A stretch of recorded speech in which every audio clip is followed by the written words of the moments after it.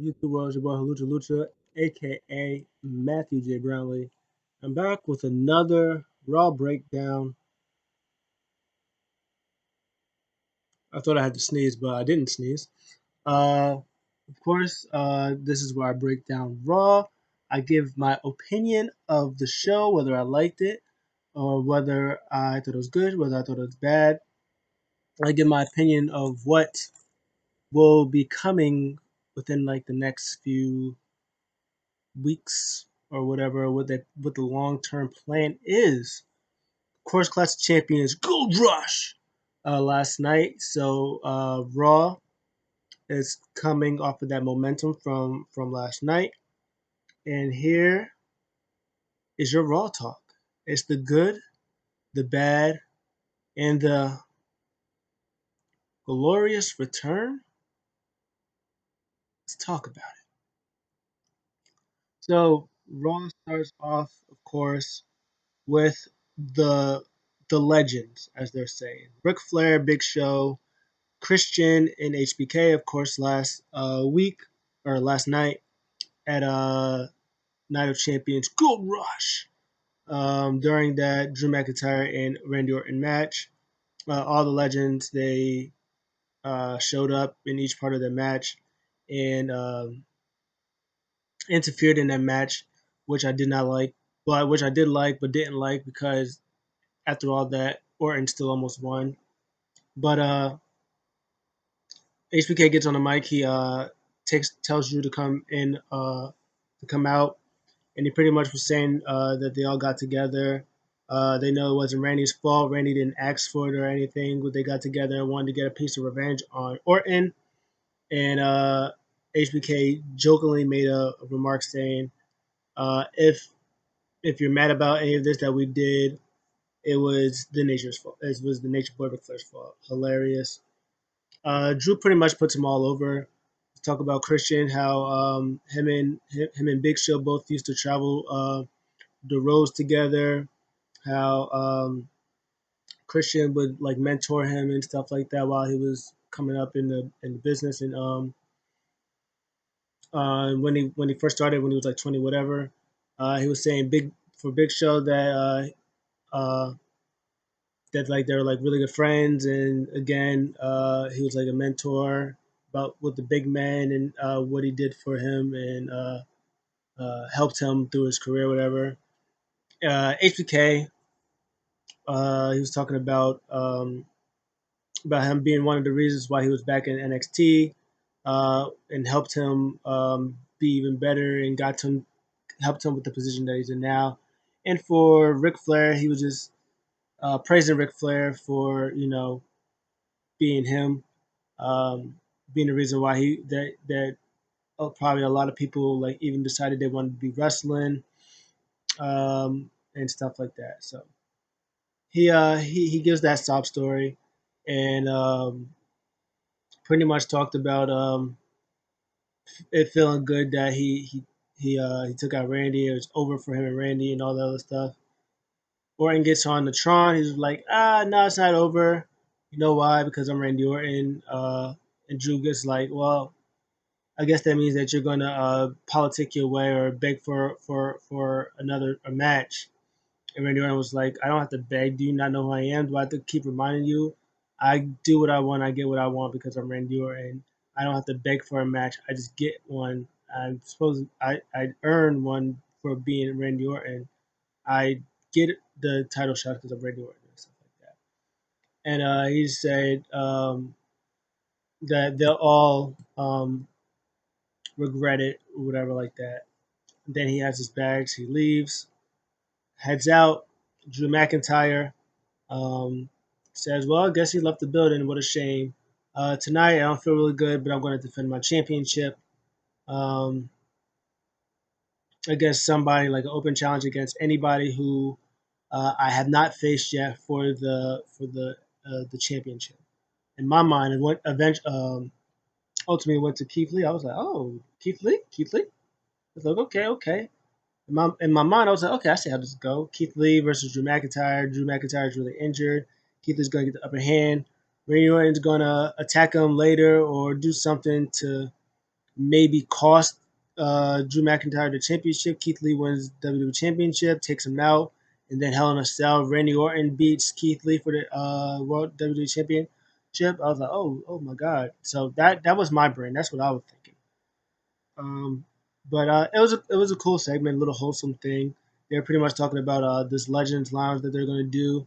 Drew was saying, "Don't let Ric Flair get any of you guys in trouble with all this, with all his craziness that's in the backs." And throughout the night, they was doing pretty much they were backstage playing cards or whatever. Um, so first match up is Asuka versus Zelina. It was a good match. Um, yeah, it was a good match. I enjoyed it. It was a little bit more aggressive, a little bit more. It felt like they were on the same page even more tonight. It didn't seem abrupt like last night. It seemed like everything was abrupt. They kind of went back to some things that happened last night with the ooh my fault with that crazy finish when he did the pop when she did the pin with the leg pin and then popped up to do the Oscar La. They went back to that. Zelina went back on the arm, so that was all good stuff. I enjoyed all of that. Of course, again, Oscar still champion. I don't know what they're gonna do with her. I guess the draft is next week after NXT is Raw, and then the following week they have the draft Friday, and then that Monday is going to be the rest of the draft. So they're going to get a new challenger for her, I guess. That would be my guess. I don't know what it is. I don't know what's going to be next for Zelina. I'll talk about that in a second. Next up, the Legend Circles. What I mentioned. I wrote Orton going to attack them? Question mark. Strike two to have new champion. That was my guess. That's what I put. Um, and then when they come back, Andrade cuts a promo. Um, pretty much was saying that Zelina blamed him for everything with him and Garza. That he said, "But look at you, you lost to Asta twice now. You're the weak link. He's just running him. He's just running her down." Zelina looks really depressed and sad about it. Oh my god, my English is horrible, guys. And then he was running down Garza. Said he was the one that kept everyone together in the group. He said that he's gonna face whoever wants to challenge him because he's the best. And stuff like that. Enters Keith Lee, which means Keith Lee is not going to face Randy Orton tonight. So I was wrong with that. Can't get them all right, guys. This match was short, of course. But what they did get in it was good stuff. Andrade obviously is greatness. Keith Lee is fantastic. They did the jumping where Keith Lee does a jumping thing. He does a crossbody at the end. Good stuff. Andrade was really really aggressive in this, and that's what I like.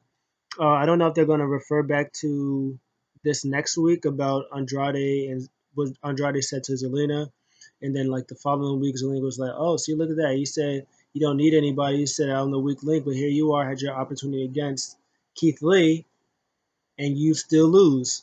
So I don't know what they're going to do with that. Maybe there's going to be like some reconciliation. Maybe till Garza gets back, and maybe they might finally win title. I don't know what's going to go on with that, but it's going to be interesting that Andrade made that statement right after Zelina about Zelina and Angel Garza, and then he comes and just loses.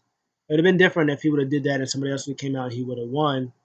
But the fact that he lost seems that there's going to be some more story with him Garza and Selena Vega. Her business minus Cedric. I wrote quarantine, so I'm guessing that said he is quarantined right now. They do this. They do two segments. They do. This is the first one they did with this guy. They were like MVP and what's his face? I'm gonna say Cedric. Shelton. They were like having a conversation. They were eating, having a conversation, And some guy sat in the table. He was just sitting at the table. He had his phone in his hand. He wasn't paying attention. He was eating. And then MVP and Shelton's looking at him like he's crazy. And then Bobby Lashley comes in with like the biggest plate I've ever seen, and he goes, "You're in my seat." He looks, he's like, "Oh, I'm sorry, I'm sorry, I'm sorry." So he scoots over, continues eating again, and Bobby's like, "You're still in my seat."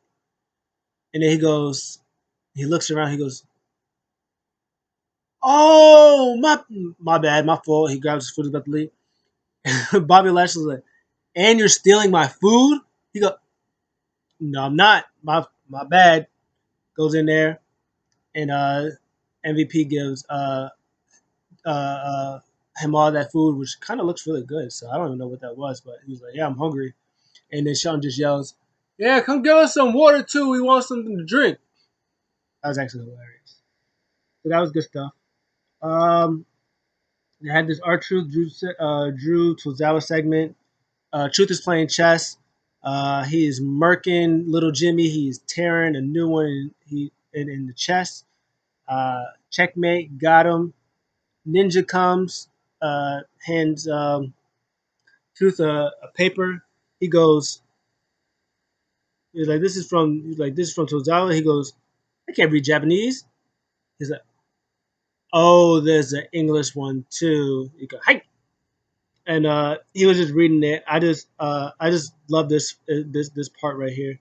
It said, "Dear Truth, if you're reading this right now, I have already been eaten by a shark." Oh, it was ridiculous, but that was hilarious. I love that part. But it was 24/7 shenanigans.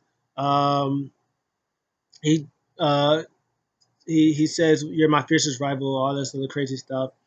Ninja opens this box, and it was the black belt, only for a distraction. Tozawa rolls up Truth, new 24/7 champion. Uh, Ninja pops Tozawa in the head with a pan or something like that. Covers him 1, 2, 3. Ninja, new Universal Champion. Wait, unmasks. Drew Gulak, oh my God, two-time 24/7 champion in 2 nights. Good for him. And then, of course, our Truth hits him with something, and then he retains his championship. And then they announced there's going to be a triple threat match later on for the title. Um, Seth comes in and he does this thing with Murphy. Murphy's texting somebody. Seth Rollins is like, um, "Hey, my disciple," gives him a big old hug. Murphy's not with the shits. He was pretty much saying it was going to be a good, it was going to be a good time because King's Court is going to be up next, and they're going to self destruct and all this whatever's going on. He was like, "Hey, what are you doing wearing that outfit? You're not dressed to you're not scheduled for a match tonight. Put on that outfit that I got you. We're going to celebrate. You're going to look much better. All of this stuff." Murphy says, "All right." He goes. Seth smiling, smile turns into Roman Reigns frown. Looks to see that he left his phone. Takes phone, puts it in pocket. Uh, then after that is um, King's Court. King's Court with Rey Mysterio and his family. Pretty much was talking about what happened last week. Seth is talk, not Seth. Ray saying that he's a manipulator. Same stuff that we keep hearing. He's a manipulator. All this other good stuff. Trying to tear the family apart. How much he loves his family and how he raised his family. All that good stuff. Dom says next time he sees him, he's gonna end it permanently, whatever. And then they talk about Aaliyah. Aaliyah gets on mic. Talks about that Murphy is not like them. It's not like Seth or something. Like he's different. He's cool, whatever, like that. But as far as Seth, Seth is a manipulator. He's scum, whatever she calls him. Uh, Seth gets on. Seth is like, "Hey, that hurt my feelings. Somebody in the family's not telling the truth. Aaliyah, you like Murphy," and he shows the text messages between them. Murphy sliding in the DMs. pretty much about making sure that she's all right or whatever like that. And he's saying that if she needs anything, she's there. And yeah, that pretty much happened. She goes to the back. My guy Murphy is yelling at Seth. Seth was like, "What? What's wrong? Think you're gonna hide the truth?" He was like, "It's none of your business." He grabs him. I was like, "Oh!" I was like, "Murphy's about to spank Seth," and then Dominik comes in and attacks him and stuff like that. And they announce later again that they're gonna have a match. Um, Natty and Lana, Natalia and Lana, I thought they were coming in to have a match, and they said they were gonna speak, and I was like, pretty much as you can guess, they were talking about for whatever reason that um, Shayna and Nia should be stripped of the titles, and they're the reason tag team wrestling for women is possible, and they should give them the titles. They were saying some ridiculous stuff. Scrap Iron comes out and says, "No, we're not. No, we're not stripping them of the title. But if you want an opportunity, you guys can face these people." Mandy Rose comes out, so okay, Mandy Rose, and then Dana Brooke, who has been traded from SmackDown to Raw. I have dubbed them the Golden Blondes. They have faced Natty and Lana. This match, I don't care. I didn't care about it. It was not good. It was not good. I don't even care about the match. Golden Blondes win. I was over this.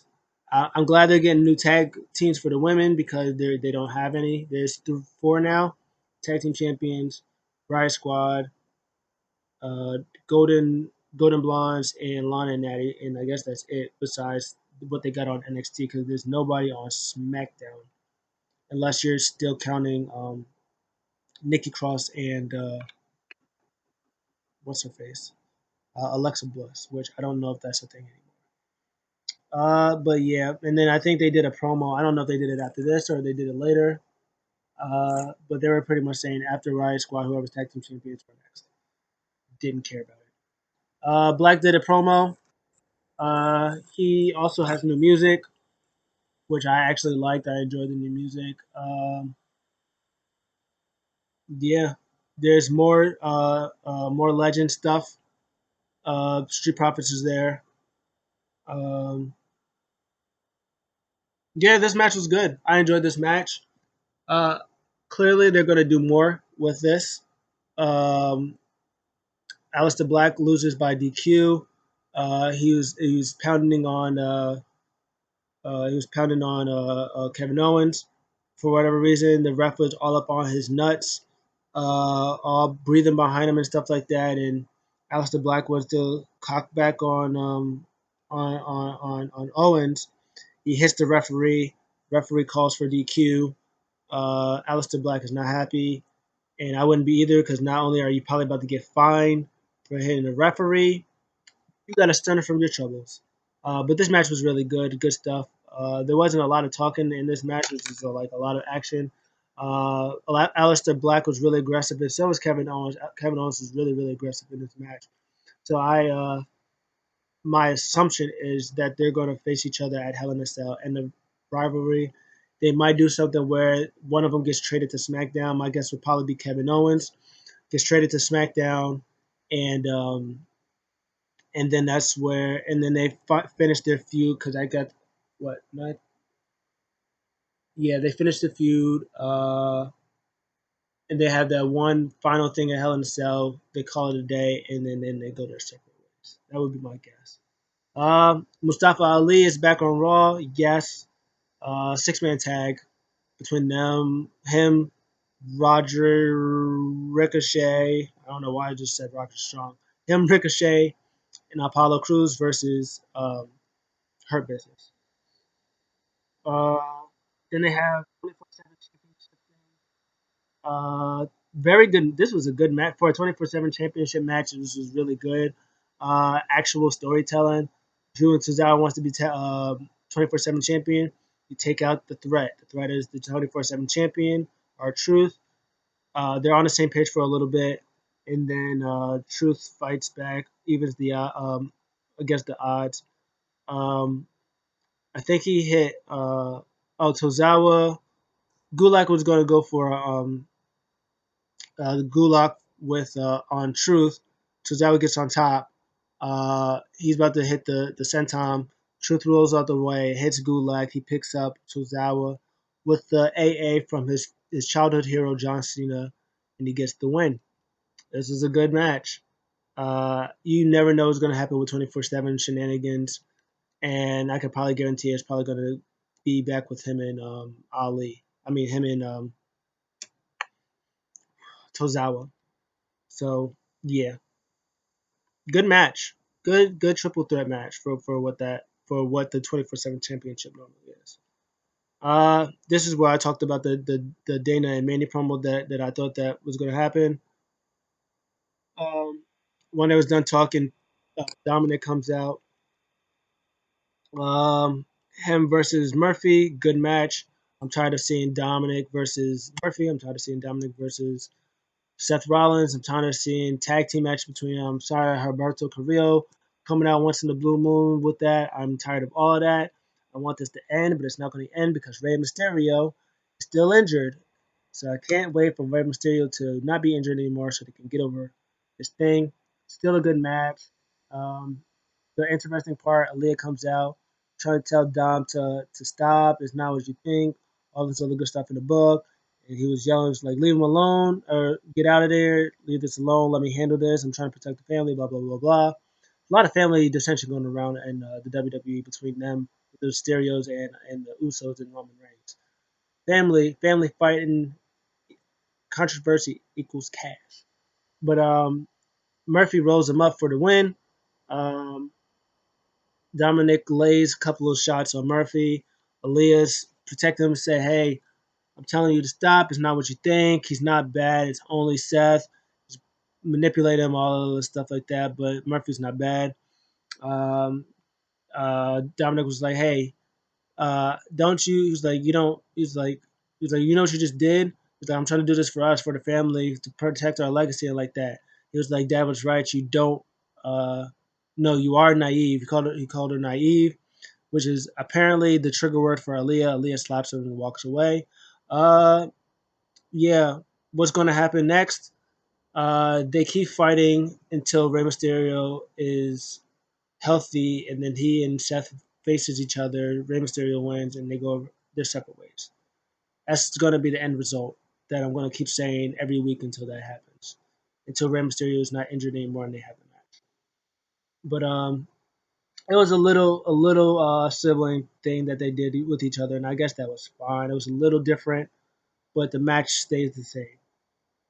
Next up, Hurt Business. Uh, they're walking. They're amongst themselves. Enter janitor. He's cleaning. He's doing his thing. And MVP goes, hey guys, watch this. And he throws the water bottle on the floor. He said, hey, clean that up. They all laugh and they walk. Like, dang, that's messed up. You're gonna do that to the poor janitor. How you gonna do that to the janitor? Anyway, 6 man action. This was good. This was a good 6 man tag. Good for Ali for coming back. He gets the win for his team. Before that, though, um, little thing. Uh, MVP was talking about Cedric. He said that he lost, so they sent him to like training, like Her Business, like training camp or something like that, or boot camp.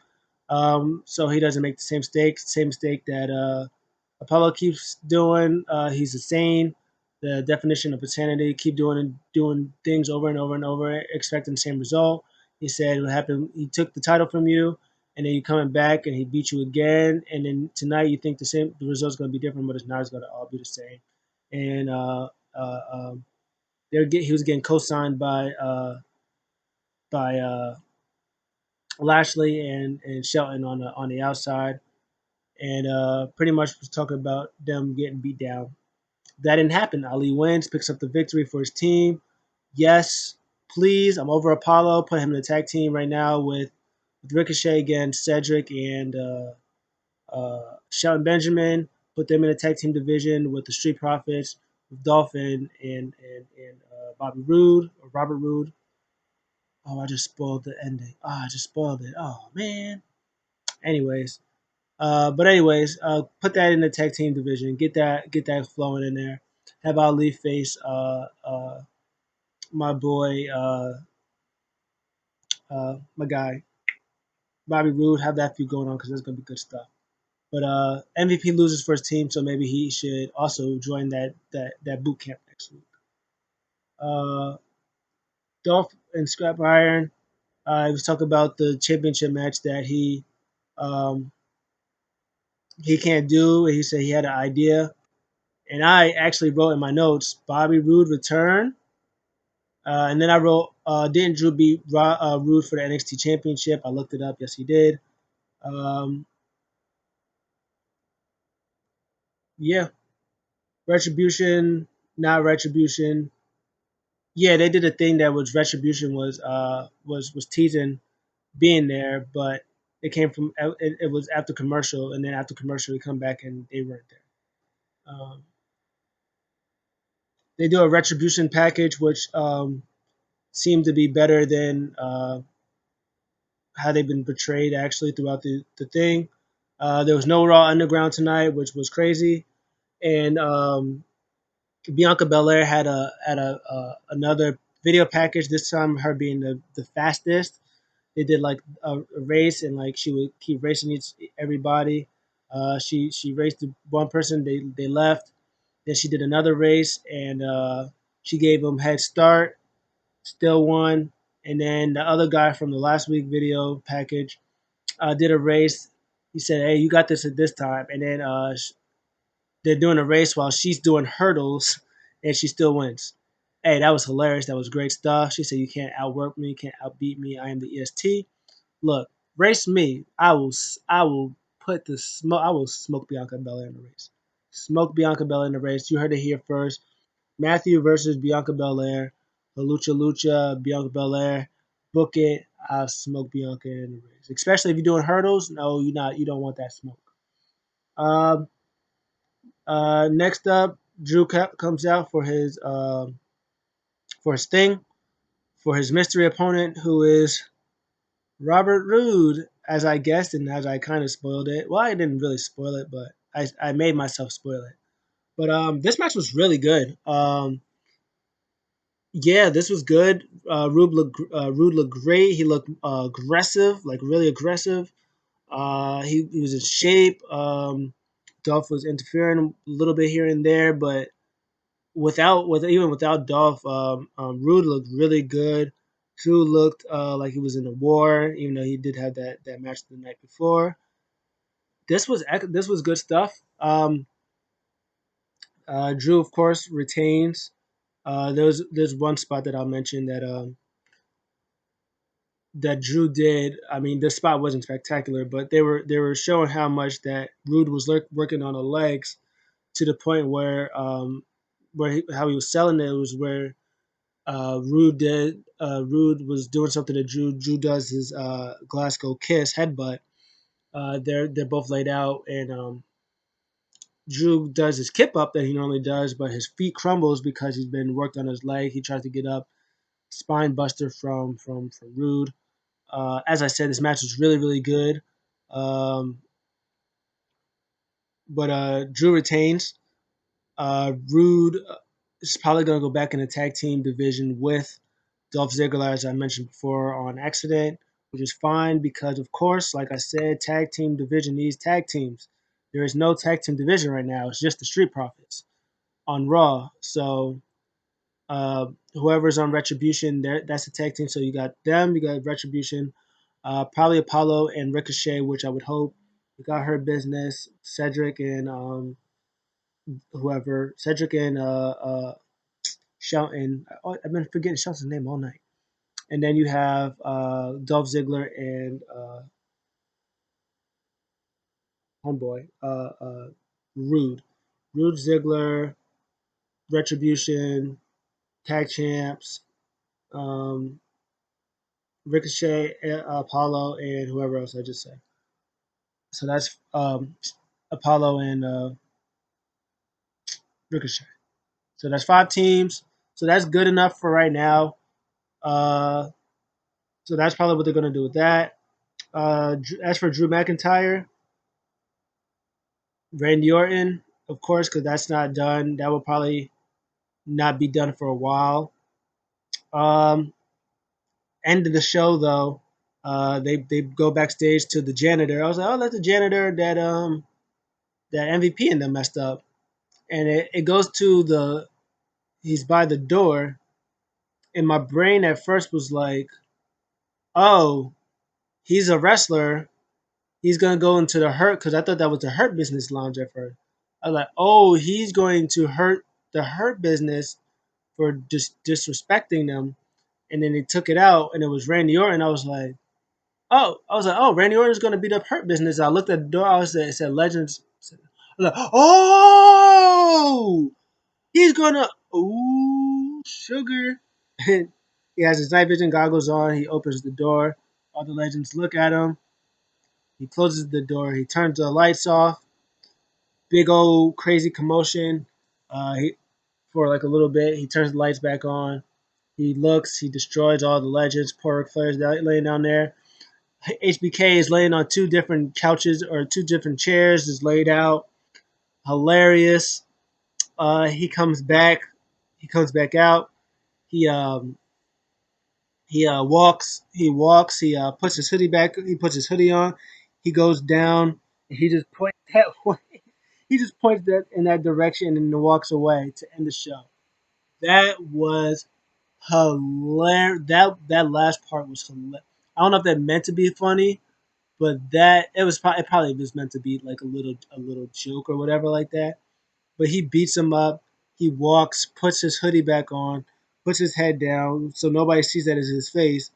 He just points. He just points in that direction and just walks away. That's hilarious. That is freaking hilarious. That was good stuff. So yeah, I expect Orton to challenge Drew McIntyre one last time at Hell in a Cell. They did do an interview with Keith Lee talking about how he didn't interfere with the ambulance match because unlike them, he's professional and it's not his business to do that. He did say that he's gonna still be going after it. So I don't know if he's gonna go after Hell in a Cell or he's gonna insert himself into this match at Hell in a Cell. Which either one would be fine. It probably would be better if he does the if it's just one on one because if it's one on one and they're inside Hell in a Cell, it would be an excuse for Drew to be gone for a little bit while Randy dominates just for a couple of months. Like because after Hell in a Cell, it's November, and then you have Survivor Series, so they're probably going to do the Triple Champions thing.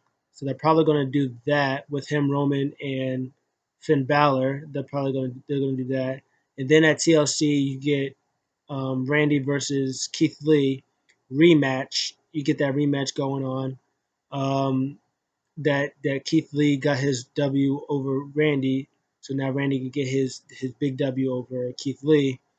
And then Royal Rumble or around the Royal Rumble area, and maybe he comes back that next night, and they Drew comes back and challenges them at Royal Rumble, and then that's probably where he gets the title back. Edge comes, cost him the title, and then that's when Randy Orton and Edge gets that WrestleMania match, that final WrestleMania match after the Best in the World match, whatever like that. So that's what I suspect will happen. As for the show overall, uh, coming off the cusp of Clash of Champions, Gold Rush. Uh, I'll give it a. I give the show probably. I'll say a B. Um, the matches were fine. They were like the matches were fine. I just don't even remember any of the matches. After I just went through this, yeah, Asuka Zelina was it was fine match. Uh, Interested to see what's going on there. The Hurt Business, Ali got him a W, so we like those no matter how the match is. The match was it's fine itself was actually really good too. Ali gets the W. Him versus Bobby Lashley United States Championship. Yes, please, we take those. The Seth stuff, I'm over it. The match was fine, but I'm over this Seth Mysterio shenanigans. I'm over all of that. I need that to end. There was no retribution. There was no Raw Underground, which is surprising. Um, Bianca Belair is going to return. They got more stuff for the women's tag team division, even though that tag team match was trash. Um, they did something good with the 24/7 championship. They had a funny little beginning plus a actually decent match. Robert Roode is back. He has a good match. So yeah, all in all, the show was pretty decent. There was nothing painfully horrible about the show. It was just there, but it wasn't anything horrendous. Uh, but that's it. What did you guys think about the show? Leave your suggestions of uh, what you would think would have been better for Raw. Should there be some better matches? Oh, and Aleister Black versus Kevin Owens was really good too, despite the ending of the match. That was really good. But let me know what y'all think. Like, comment, subscribe. I'll see you guys next time. I'm out.